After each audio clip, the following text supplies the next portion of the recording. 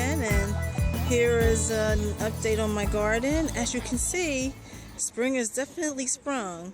You see more greenery out here, and stuff has definitely grown, and I've added some stuff as well, so let's take a look around. Okay, right here I planted this sometime last week, and you can see the little onion sprouts coming. You see that sprout right there? That's onion. And then right there is collard green. So I planted 1 and 2. Where's the other one? I planted right there. You see that? Right there, collard greens. So I got collard greens and onions in that one. And remember the potatoes? I planted 2 more potatoes. These are the ones I planted last week.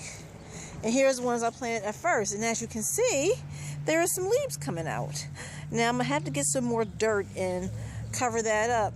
Because again, we don't want the plant, you don't want the tubers to get green at the top, because that's not good. So I want to get some more dirt and cover those up. And cover them up to the top. And then once I cover up to the top, maybe heal it up a bit. And then when the plants die back, the potatoes should be ready for harvest.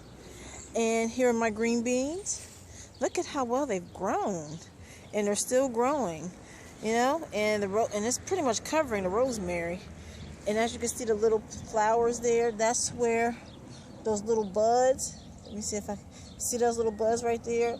That's going to continue to grow, and that's where you're going to get your beans from. So the green beans are growing really well. And as we proceed, here are the green peas. Remember, I just planted this in my last video, and now here's some shoots coming up, and I expect with maybe like another month or so these should be ready to harvest. Okay, and remember these tomatoes. Remember, the one on your left is the True Black Brandywine, and the one on your right is Granny Cantrell's. And I do see little plants in there, you know, little seedlings. Let me see if I can get over some. You see that? There's a little seedling for the Granny Cantrell's. How cool is that? What I want to do, I want to wait till the true leaves come. And the true leaves, that's when you see like the feathery leaves, and you know that tomato is going to be nice and healthy. And here is the True Black Brandywine, and as you can see, it has a couple, and there's some in there. I'll probably keep the healthiest one and then just chuck the other ones.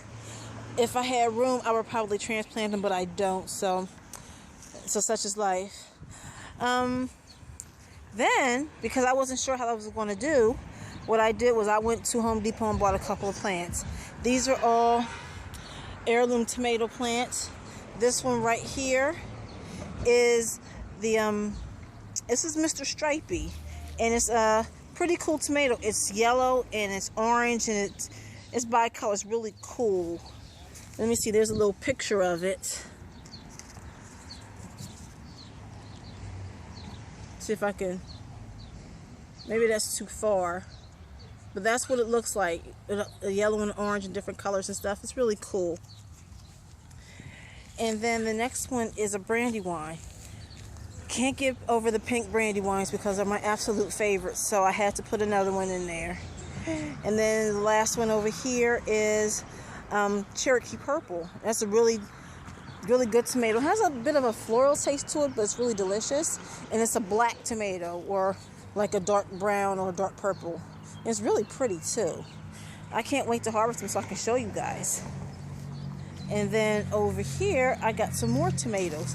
These are the Rutgers tomatoes, and these are the ones that I plan to use for canning, or my Ish, he likes his sandwiches with tomato on it, so I can use these to put tomato on it for like his lunch. They're really good. Just your typical tomato, but it's more of an heirloom, and it's really, really good. Okay, and over here is some of the corn. Some of it sprouted and some of it didn't. I think the side that didn't sprout, it's old corn. The seeds were old, which is why they didn't germinate. So I had some new seeds, and I just put some in yesterday. So hopefully I can get some more corn. Okay, and over here are peppers. I sort of kind of gave up on the seedlings because I didn't see them coming up. So I bit the bullet and bought some plants. These here is 2 plants in here.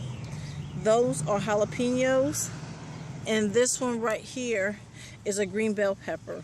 So I'm going to have some wonderful peppers for stir fries or for salsa. It's going to be really good. And then here's what the onions look like.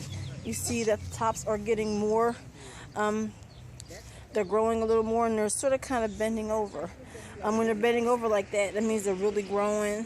And eventually they're all going to be all floppy, and when they die back and the bulbs start showing, then the onions should be ready for harvest. Okay? And then next we have a bit of an herb garden. I was going to plant the, this was the thyme and the sage that I had before. And I was going to plant this with other plants, but I decided against it and just put it in a box by itself, and I could just come out and get the herbs when needed.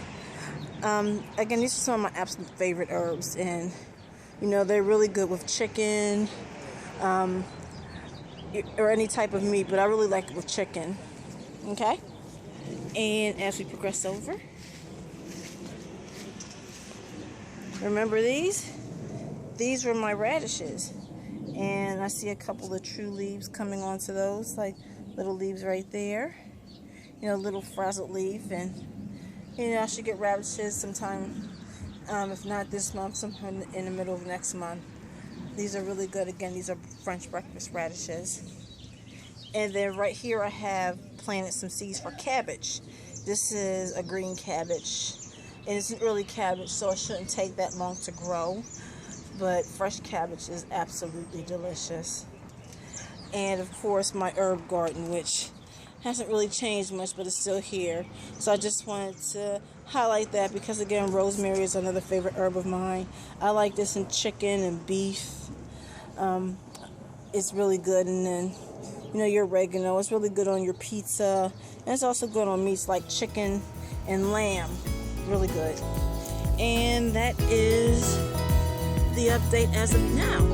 When something else comes up, I will provide another video. And until then, shalom, shalom.